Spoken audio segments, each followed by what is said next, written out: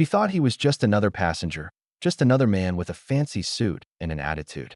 So when he didn't move his bag fast enough, she kicked it, right there, in front of everyone. What she didn't know was that the man she'd just disrespected wasn't an ordinary traveler. He was one of the most powerful CEOs in the country. And 3 minutes later, her entire career was over. If you're part of the Black Visionaries family, hit that like button right now and subscribe for more jaw-dropping stories like this one. Because what happens next will leave you speechless. The sound of rolling suitcases echoed through Terminal 7 that morning. People rushed to catch flights, announcements filled the air, and one man, dressed in a sleek charcoal suit, quietly stood out among the crowd. His name was David Carter, a 38-year-old tech genius, founder of Carter Innovations, one of the fastest-growing companies in the country. But today, no one at Gate 24 knew who he was. To them, he was just another passenger, a black man in a business suit, sitting alone, quietly checking his phone. The boarding announcement came, and passengers lined up. David stepped forward calmly, pulling his small leather carry-on, a bag that looked ordinary but carried something priceless. The prototype chip his company had spent years developing. That chip was scheduled to be presented to investors later that evening. One presentation that could change hundreds of lives. As he approached the airplane door, a flight attendant with sharp eyes and an even sharper tone blocked his path. Her name was Chloe. "Sir," she said, her voice dripping with attitude, "you can't leave that bag there. It's in the way." David turned politely. "I'm sorry, ma'am. I was just adjusting it." Before he could finish, she kicked the bag with her foot, hard, sending it tumbling down the aisle. A few passengers gasped. The sound of something metallic cracking inside made David's heart stop. "Excuse me," he said, startled. "That bag has fragile equipment inside." Chloe crossed her arms. "Then maybe you should follow instructions next time." Every head around them turned. People whispered. David's expression stayed calm, but his eyes said everything. He crouched, picked up the damaged bag, and quietly walked to his seat. No shouting, no scene, just silence that made the moment even heavier. But what no one knew was that the next 3 minutes would change everything. As passengers settled in, Chloe leaned over to whisper to another attendant. "These people think they can do whatever they want just because they wear a suit," she murmured, unaware that her microphone was still on. The words carried faintly through the cabin speaker. Several passengers heard. A woman in first class looked back, eyes narrowing. The captain's voice broke the tension. "Cabin crew, prepare for takeoff."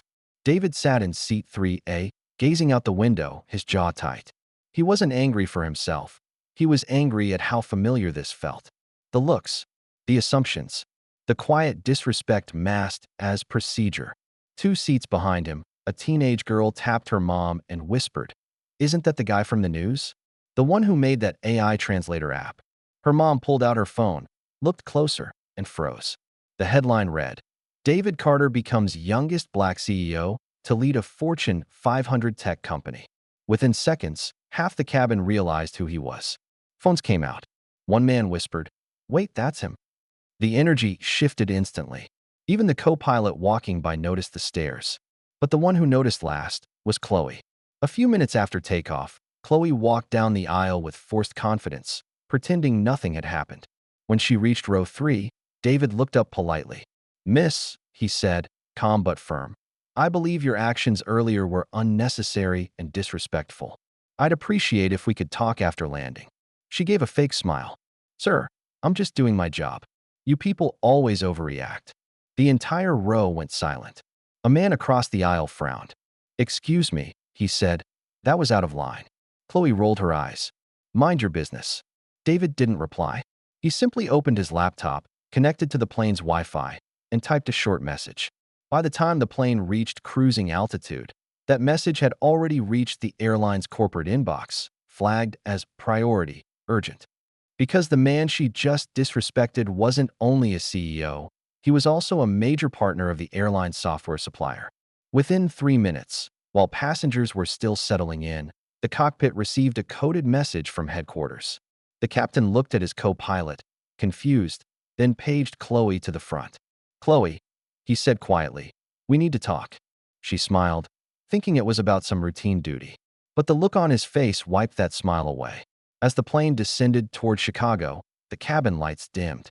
David closed his eyes, calm again. He didn't need revenge.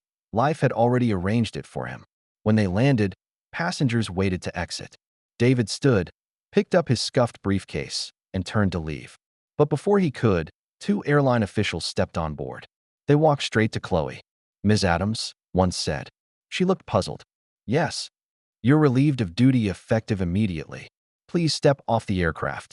Her face went pale. "Wait, what? What?" Passengers murmured, watching. One whispered, "That's her. The one who kicked the CEO's bag." The officials didn't explain. They just repeated, "Please collect your belongings." David walked past her quietly. She looked at him, speechless.